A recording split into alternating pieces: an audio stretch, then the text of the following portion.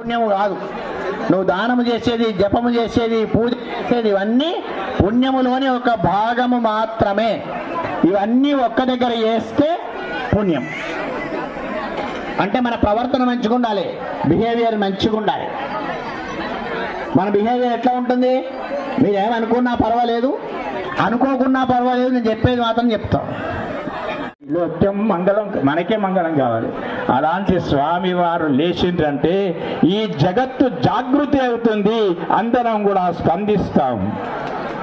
ఇక సరే అయిపోయింది అనుకుంటే దత్తాయ నమః అనేటువంటి సహస్రకోటి మళ్ళీ జపయజ్ఞం ప్రారంభం.